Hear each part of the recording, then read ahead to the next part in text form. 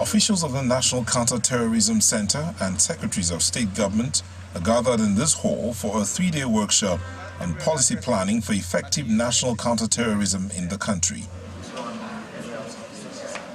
The delegates here will review existing national and state counter-terrorism efforts with focus on policy, legal and operational requirements for establishing an effective and counter-terrorism framework. Significant successes have been achieved with the security effort in the Northeast. I'm not bold to say this. However, the shifting strategy of violent groups and the need to stabilize displaced community and population create some huge challenges that need to be addressed. The cooperation of community is unavoidable in the quest for government to consolidate on the gains of ongoing counter-terrorism operations.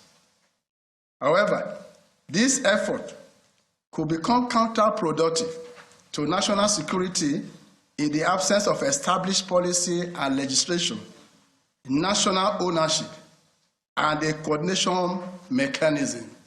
Recently, some state governments have granted amnesty to repentant violent extremists and bandits, rehabilitating and reintegrating them into society as part of their counter-terrorism strategy.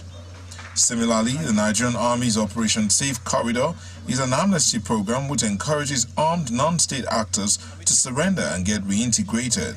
Some participants at this workshop believe a strong political will and collaboration will ensure the success of the counter-terrorism efforts. It is also important to note that our approach to violent extremism must be rooted in our collaborative efforts and in the principle of whole of society approach to addressing issues, including countering the ideology of violent extremist groups, building trust and community resilience at the grassroots levels.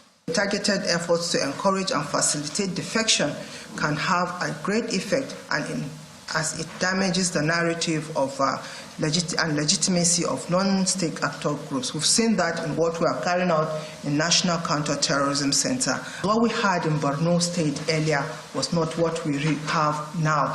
Because of political will, we can see that we now have over 120 returnees. For the next 2 days, delegates here are expected to brainstorm on the best approach to making the country's counter-terrorism efforts more coordinated and effective.